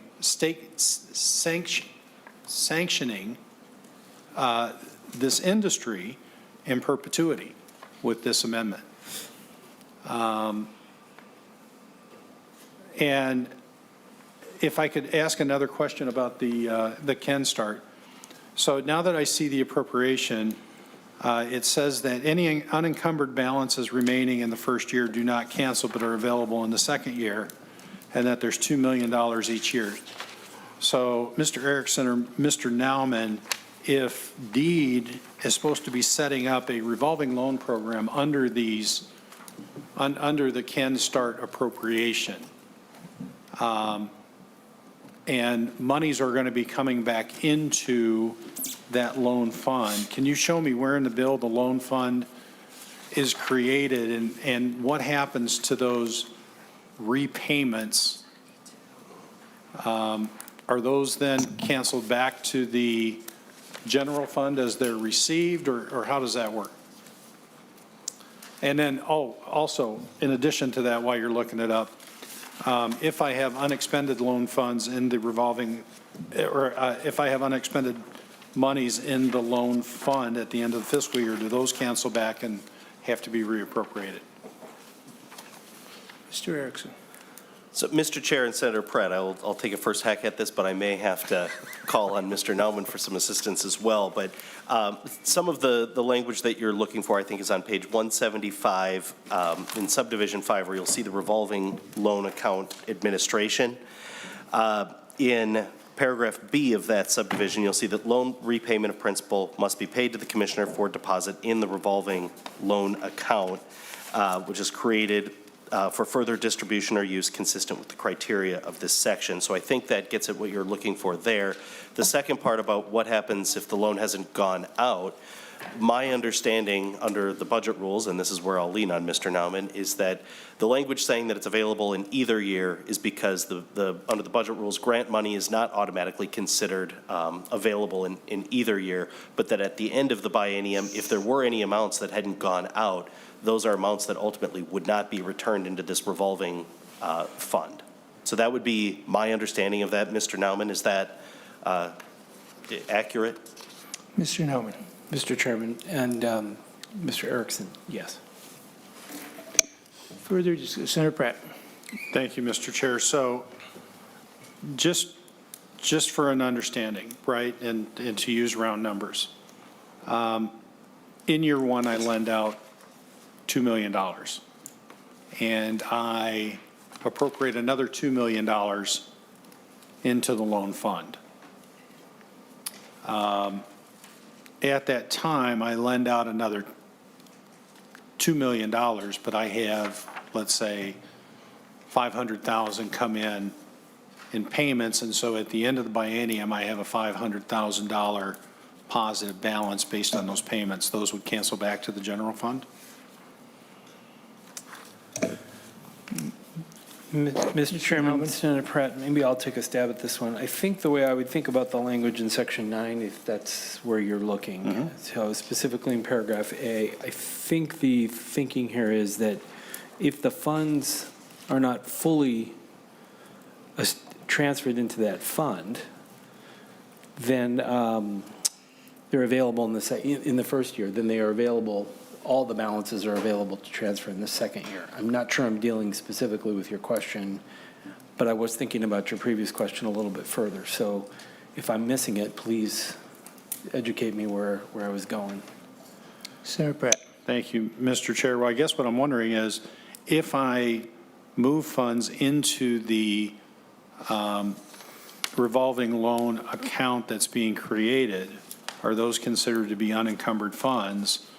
Do they cancel back at the end of the biennium?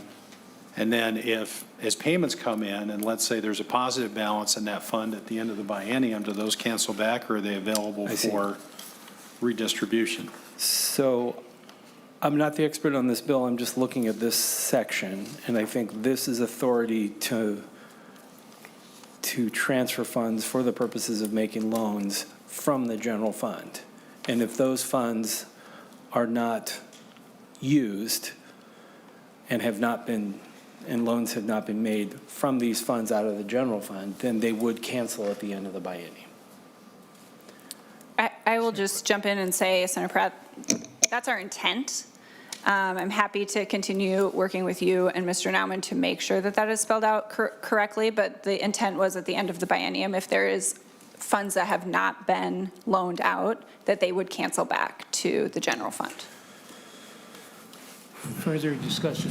Senator Pratt. And Mr. Chairman and Senator Port, there's general authority in 16A28 that would cancel any unused funds absent any other direction. And my hesitation on this is only whether there's other direction somewhere else in the bill that I'm not aware of.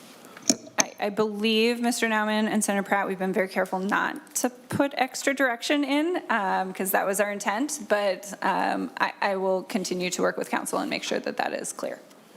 Senator Pratt. Thank you, Mr. Chair. We also have $3 million each year going to Can Train, which when we look at the navigation, the startup, seems to be a large amount. And as I've looked at that, I'm not seeing anything specifically.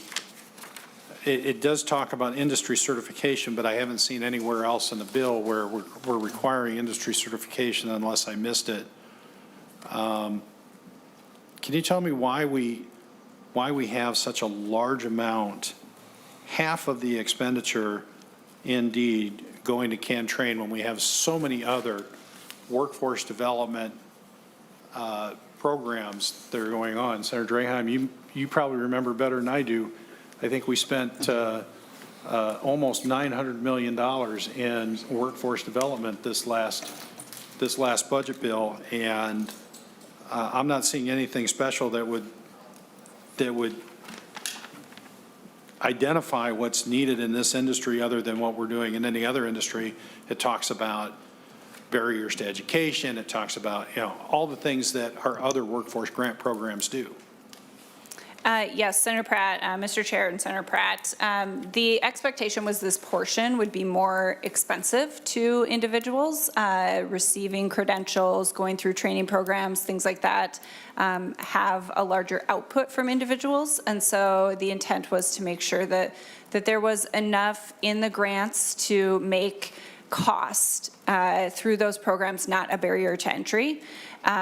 It is that is the intent. I'd be happy to talk with you if you think, through your work with DEED and how these programs have worked and how they are used in other portions. I'd be happy to talk with you to see if you think that the shift should be slightly different.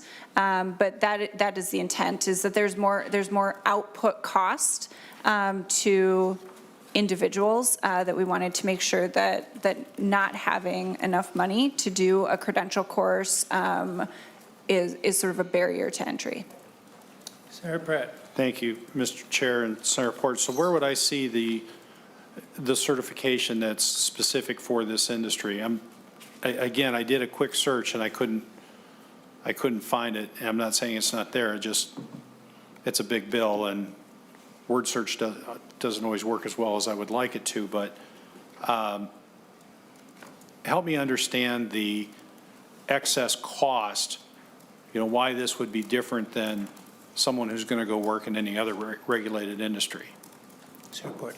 Thank you, Chair Marty and Senator Pratt. There are, extensive positions in this industry that require additional training. There is, along with the grower portion, for example, which I know is covered in a different grant, but there are specialized courses on, or specialized credentialing on learning about different strains of cannabis. There is, once you are sort of processing cannabis, there is highly scientific and highly specific knowledge in requiring how to break that down safely to get to a product that is able to be used in edibles or other different products.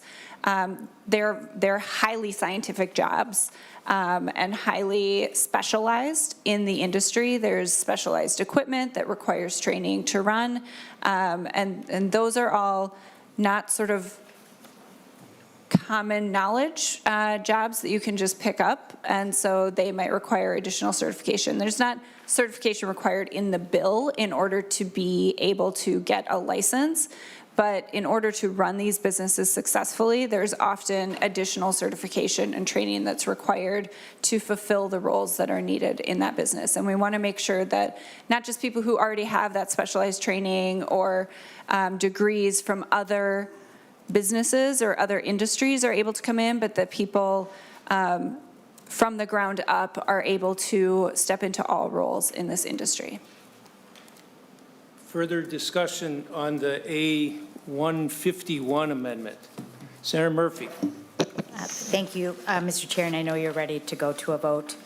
And Senator Port, that a number of people have commented on the work that's gone into this and the scope, so I won't belabor that point. But it is striking to me as we are moving from a posture, when this becomes law, of prohibition to a different footing in Minnesota, that you have taken so much care in terms of education and preparation. And when I think about the people who have written to me who have concerns about this, they are they are, the comments that I'm getting are really around the safety of a product and in part moving from a posture of prohibition to a different footing.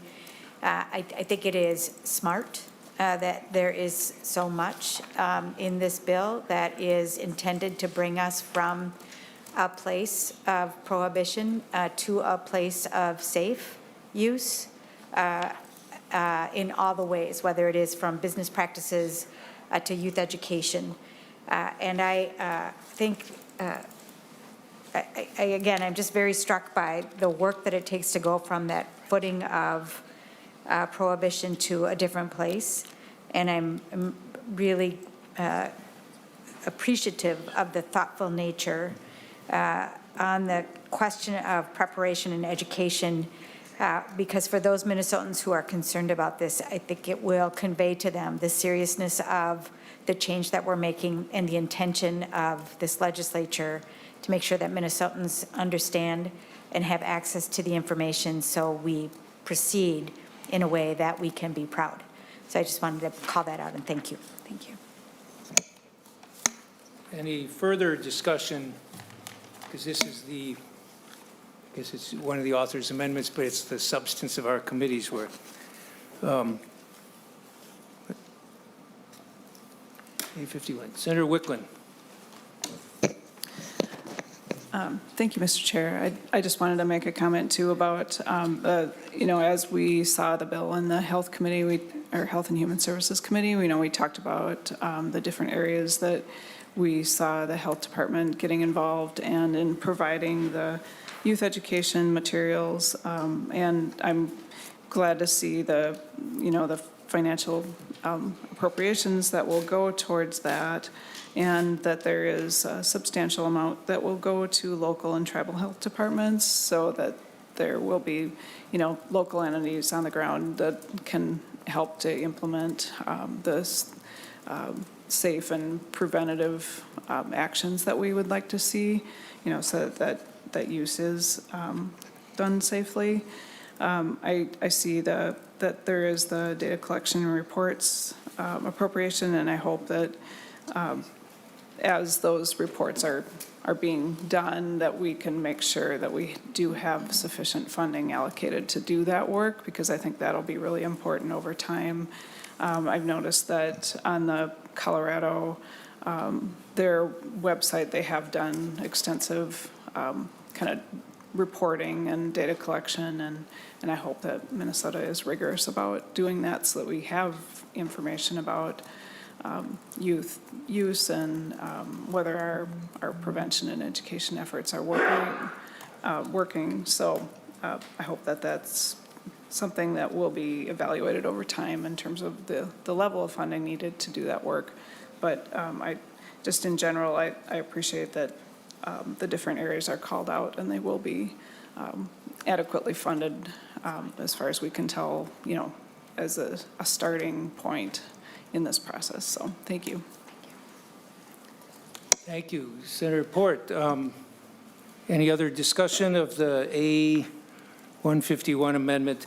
I do notice that the good news is that the bottom line is obviously gets better significantly, and now you said that the House is obviously not as much forward as that in terms of they're not raising as much. But and the local grants here, you said that it was all, the formula you put together was basically with the counties and the cities. So, okay. There further discussion on the A151, Senator Murphy's motion? If not, all those in favor say aye. Aye. Opposed? No. Motion prevails. On the rest, Senator Port, that's the end of your amendments. Are there other amendments from the committee? Senator Pratt. Thank you, Mr. Chair. I don't have an amendment, but I want to kind of follow up on the comment that you just made, the fact that it appears that, there'll be additional tax receipts coming in above state expenses. But what that doesn't talk about is, what Senator Westrom, Senator Draheim talked about earlier, and that is the burden on our local communities. And I believe there has been a local impact note that's been requested on this. Can that be confirmed? And then also, what is the status of that local impact note? Sure. Mr. Nauman? Mr. Chair and Senator Pratt, I believe there has been a local impact note. I'm looking to the LBO, and they're nodding to confirm that that is the case. I think they would be in a better position to answer the status. However, I will tell you that typically a local impact note, unlike a fiscal note, is a much longer process. It involves development of a survey instrument, solicitation from feedback from the locally affected units of government, and those responses typically take a little bit longer to get back, sometimes measured in months rather than weeks. If I'm getting this wrong, I know the LBO will come down and correct me if anything I've said is inaccurate. Senator Pratt? Well, thank you, Mr. Chair. As we've talked about, this is going to have a significant impact on our local communities. We're asking them for public safety support. We're asking them, I think there's a lot of question around what the role of law enforcement officers can do in the bill. And I'll just tell you what I'm hearing from my communities is you know, in the area of local control just in general, being forced to make so many licenses available when we don't do that for liquor stores or vape shops, the fact that we restrict their ability to even decide if they want to have those businesses. In Colorado, I think we still have over half the communities in the state of Colorado prohibit dispensaries, even though it's available statewide. So, but it's really the impact to the counties and the cities that I'm concerned about. We've put some money to it, but we don't know if there's enough money to cover the expenses that they're going to see. We don't know if that's going to cover. And Senator Port and I live in a unique area that's often called River South, where we have entertainment venues that draw people into our county for Valley Fair, Canterbury, Mystic, Renaissance Festival, Seavers Corn Farm, you know, or Maize, the whole gamut. And we're already hearing that we're having a problem keeping up with public safety on what's already legal. And now we're adding in new restrictions, new requirements, additional stresses on our local governments. And it just seems extremely hypocritical. And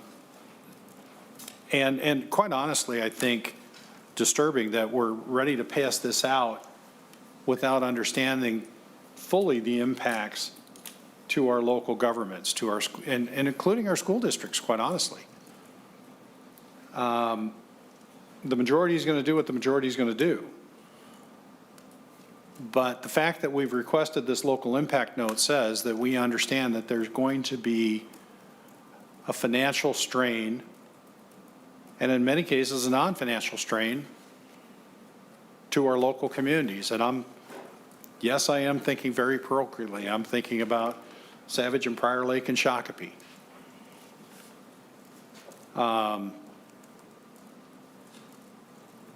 And I think it's wrong for us to pass this out of this committee. And Mr. Chair, I would just recommend that we lay this bill on the table until the fiscal or local impact note can be obtained. And on that, Senator Pratt, I will note that Senator Port's bill has significant local government aid account to the 13+ million the first biennium and going to almost 38 million the second one. I think that this is a different kind of thing, and there will be some additional burdens on local governments, also some additional savings, I think. And And so I think I guess when you were saying earlier, this is the First Amendment with a lot of changes in it, and, well, I think that's partly because Senator Port's been listening to what she's hearing in all the committees and hearing from all the people with concerns, including local governments and so on. So I understand your concern, but I think, I don't think you could have a more masterful job of bringing it through and bringing all the folks involved in it, from law enforcement, from public health, from everybody else together. So I hear your concern, but I think this is a masterful job of bringing it all together. Senator Drahan. Thank you. I am also concerned about the local control, and I don't see what the big deal would be to leave it up to the local communities like other states have. You know, to me, that would be a friendly amendment, that if there are communities that want this, let them have it. And let the elected officials in the local communities decide if it's for them, or put stipulations on it, what part of the community they could locate. I don't think that's unusual. We do it with other types of industry. And then my other comment, as you move forward, it's surprising the tax rate isn't similar to tobacco. You know, so I don't know if you want to touch on that real quick, but that would, you know, when we look at the $3-4, whatever it is, per pack of cigarettes, is quite a bit higher than I think what you're proposing here too. So I think the public has the perception that this bill is going to bring all this revenue into the state. And I don't see it when you're done looking at everything that you have included, which I appreciate. But when we visit with the other states that have already legalized marijuana, they talk about the increase in the traffic incidents and the increase in what I refer to as entitlements. And that isn't reflected in your bill. So if you could just touch on those three things, that'd be wonderful. Thank you. Senator Port. Thank you, Senator Draheim. I'll try to remember all of them, and if not, go back to you. First, I will say that the zoning regulations and ability for cities to limit where these businesses are exists in the bill. There are restrictions around how close you can be to a school, things like that, parks, things like that. That exists in the bill. They also have to follow local zoning regulations. So a retail establishment has to be in a retail area. Processing or industrial has to follow local zoning restrictions. Is something we've worked very closely with the cities on. It is their language, and I think we found a good place there. So that does exist. What I will say to having local communities prohibit in general, as exists in Colorado, Colorado also has one of the most active illicit markets of states that have legalized. And those illicit markets are the strongest in Colorado in places where prohibition exists. So if a county or a large city says, no, we don't want marijuana here, we don't want adult use cannabis here, that is a sign for the illicit market to say, great, we can sell there, because there's people who still want to use or want to purchase adult use cannabis. They're doing it right now across our state, and it's just waving a flag for the illicit market to say, set up shop here, because you're not going to have any competition. Also, what I will say, like what is legal right now is not regulated right now, which is a big problem. And it's a problem that this bill fixes. It's a problem with what we passed last year.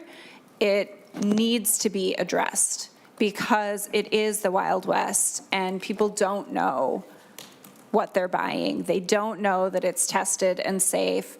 It is not all within the legal parameters of what we legalized, but it is being sold across the state of Minnesota, and people think they are getting a legal regulated product, and they are not. So we have a responsibility to fix that regulation portion of what we passed last year. As to the tax rate, I will say, I do not, and I feel very strongly about this, and I know that the community who has really worked for this bill feels very strongly of this. Legalizing adult use cannabis is not the golden goose for the legislature. It shouldn't be. It can't be. It would, take the harm that we have already done to communities and then say, and now we're going to make a whole bunch of money off of it. It is really a disingenuous way, I think, and the partners that I have on this bill in the other body, the coalition that works along this bill, does not see that as a feasible, responsible way to build up an industry. It also, when you have a very high tax rate, like doing what cigarette taxes are, allows another opportunity for the illicit market to continue to thrive in Minnesota. If our tax rate is too high, we will price a regulated, safe product out of the hands of Minnesotans, and they will continue to buy, as they are now, an unsafe, unregulated product. That is, I think, a shared goal of everybody, whether you believe in legalizing adult use cannabis or not. Like, having talked with so many of you and so many senators on both sides of the aisle, so many community members, I think it is a shared goal among us all to decrease the unsafe product that is currently in our communities. We don't want Minnesotans to be susceptible to those products. And so that is a reason that I very strongly do not think we should raise the tax higher. 10%, which is where I'm at now, feels to me about as high as I am willing to go. I know the governor has it at 15%. The House, the other body, is at 8% and then down to 5%. This industry should pay for itself, but it is not a golden goose to fund everything else that we need across the state. Senator Draheim. Thank you, Chair, and thank you, Senator Port, for the comments. Just a couple things. I think the intent of the higher tax on liquor and tobacco was to cover the cost. And we had a lot of discussion when I first came in about tobacco and all the ill wills that, or the harm that it's done to society. And that's kind of cost to society. That's why we increased the tax. And you referred quite often as it being safe, marijuana being safe. I hope that is not the message that we are going to portray to kids, that smoking marijuana is safe. After all the money we spend on T21 and all the other tobacco work that's been done across the state. But part of the tax and the licensing of tobacco and alcohol was to recover the cost. And in this fiscal note, and without the local impact note, I don't think it really reflects what the cost will be like it has been in other states. So I'm just ranting. Thank you for listening. But I just want to make sure that's clear. It is not safe to smoke marijuana. It is harmful, like tobacco. Before we continue the discussion, we have plenty of time to continue discussing, but I wonder if anybody has any more amendments to it, because if not, I'd like to have Senator Murphy move that we use the House File 100, which is in front of the committee as well, that we move that the title and contents of House File 100 be stricken, replaced with the title and contents of Senate File 73 as amended. Is there any discussion on that motion? If not, all those in favor say aye. Aye. Opposed? Motion prevails. Now back to the discussion. Senator Pratt. Thank you, Mr. Chair. Well, just to add on what Senator Draheim said, we implemented a high tax, not just to cover the costs, we overtly said we were putting a high tax on tobacco to dissuade use. And here we have a lower tax. But, Mr. Chair, while I appreciate the work that Senator Port has done to work with our local communities, I don't know that I would say this bill does a masterful job of threading that line. I think it's reckless of us to move forward. We may guess what the costs are. We may put some money towards those costs, but we don't know what those costs are. We don't know what those impacts are. And it is, I would say it's reckless for us to move forward without having that information in front of us. Not masterful. And as we talk about this, and Senator Port brought up the bill that we passed last year. And yes, we passed it very, very hastily. And yes, I voted for it because I knew we were putting a cap on the amount of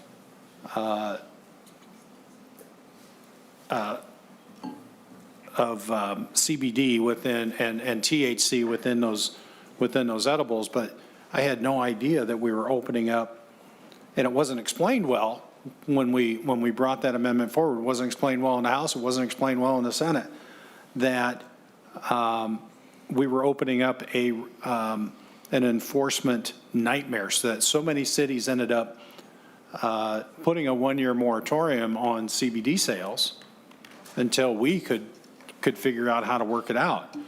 It's my understanding the House chair, when made aware of these items, says, well, we'll just pass the bill and we'll fix them through the rulemaking process. Holy smokes, Mr. Chair. We put way too much authority into the rulemaking process and giving the executive branch the authority to make rules with the full weight of law. We're abdicating our responsibility as a legislature. So, Mr. Chair, I renew my motion to lay, I guess I'll make a new motion now that you've already moved the contents into the other bill. So I'll make the new motion that we lay the bill on the table until we get the local impact note. I think we owe it to our local communities. I think we owe it to ourselves not to make the same mistake we made last year. Senator Pratt has moved that the bill be laid over. On that, I want to suggest, Senator Pratt, that your comparison to the CBD bill last year, this is the exact opposite of that.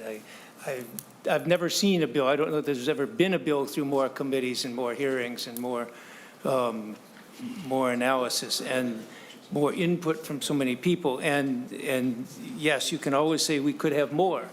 I mean, when we get back to what Senator Draheim was talking about, the risk to this, I've never smoked a cigarette. I'm not going to smoke marijuana. But I share your concerns about the safety. And in terms of the taxes, Senator Draheim, you're saying exactly what I was thinking a few months ago in terms of, look, with products that are dangerous, we ought to be raising money, not just to deal with their own things, but I mentioned earlier the treatment courts. So I hope we can do more of that and more of the research and everything like that. And funding from a tax from this, we do that with cigarettes. The difference here, I would argue, from cigarettes is here we're coming from something that's been illegal for so long in Schedule 1 for so long that what we had was a 100% illicit market. Trying to get from there to a regulated, rational market is what this is trying to do. And at some point in the future, I think it may be appropriate, and I would hope it is appropriate, that we could raise more money on this because addiction and everything else causes problems. So I think it's the comparison between the CBD bill and this is, I don't think you could have more opposite in the way the legislature has dealt with it. Senator Draheim. Thank you, Senator or Chair Marty, and for your comments. And it's just ironic that we have all this discussion about banning menthol cigarettes, and are we going to ban any flavored marijuana products? Or I guess I'll ask Senator Port, is there any language in here that smoking marijuana has to mirror the laws that we have for tobacco. Yes, So if you cannot sell flavored marijuana. correct. Perfect, thank you. And then, I'll let Senator Pratt go. I think he had his hand up too. Senator Pratt, on your motion to lay the bill over. Thank you, Mr. Chair. I just, as you mentioned, this is a substance that's been illegal for a long time. We've been studying this issue for several years.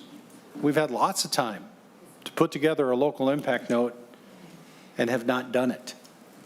And I don't understand the reckless rush to move this forward so quickly with all the time we've had to pull this information together. I can only surmise that there's a concern by the majority and the advocates that they don't want to know the answer. But as the legislature, it's our responsibility, it's our duty to make sure we understand what's going on. We've had plenty of time to do it. This bill's been in front of us, I think, going on 4 or 6 years. And we're still making changes to it as it comes, significant changes to it as it comes to the Finance Committee. Policy changes as it comes to the Finance Committee. And so, Mr. Chair, I just don't see why this thing is being rushed through the way it is, when we've had time and we still have time to get the information on the local impact note. And Go ahead, Senator No, Pratt. that's fine. On the Pratt motion that House File 100 be laid on the table. All those in favor say aye. Aye. Opposed? No. Motion does. Aye.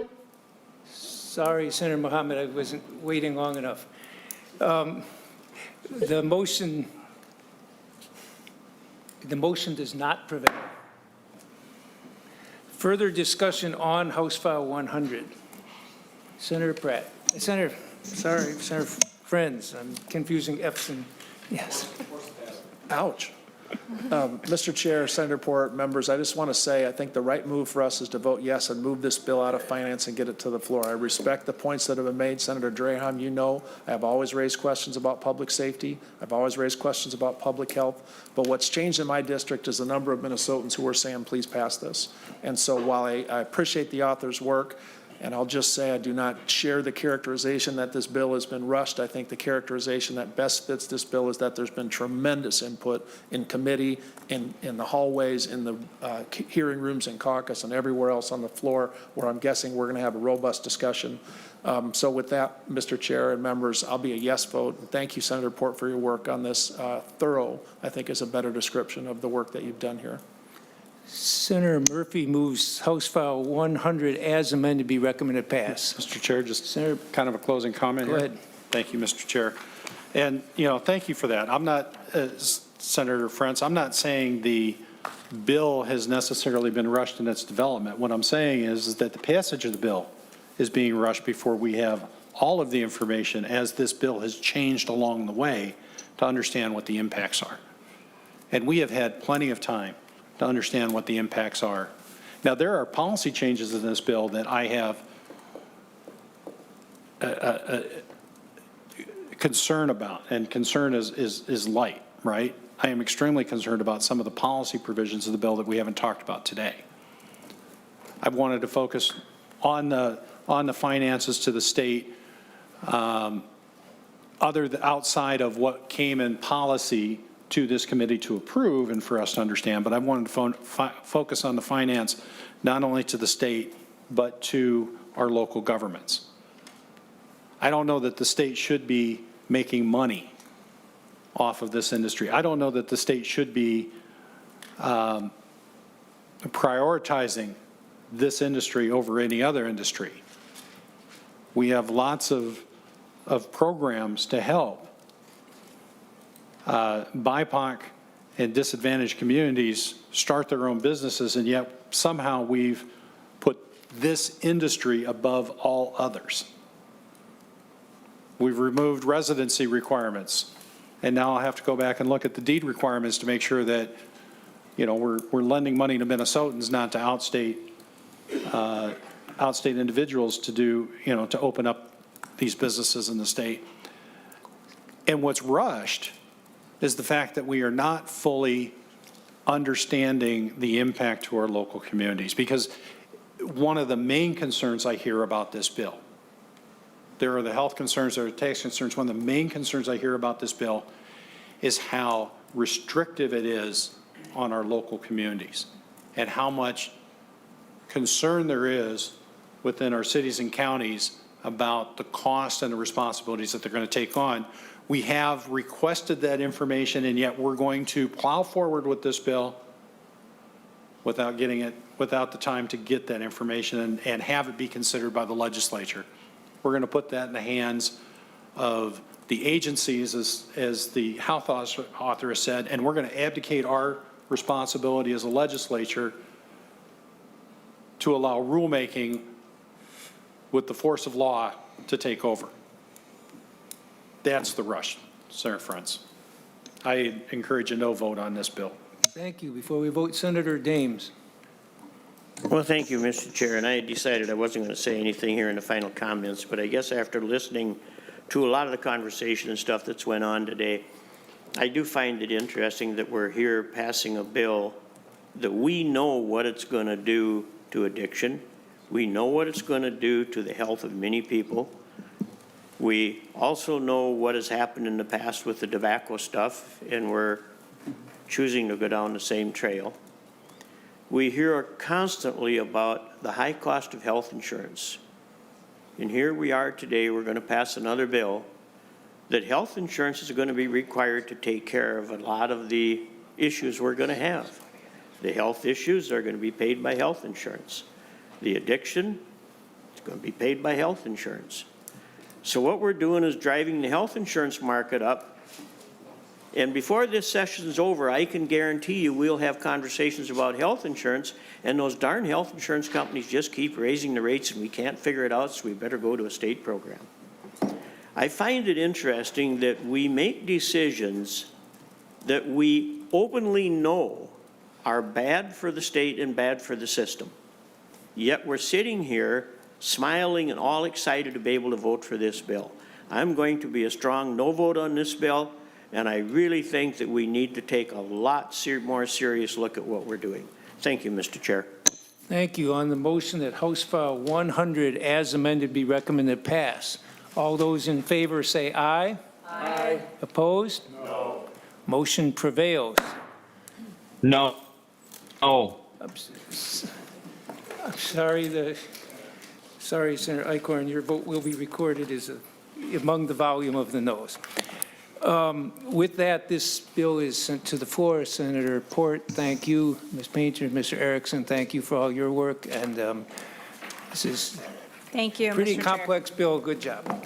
Thank you. And with that, this committee is going to be coming in tomorrow at 8:30 tomorrow morning. We have two bills on the agenda, paid family medical leave and the warehouse worker bills. With that, we will see you at 8:30. Senator Dames. How many more bills do we have to I think there are only about 4. 2 of them tomorrow, apparently. About 4, maybe less than that, but I think about 4. With that, this meeting's adjourned.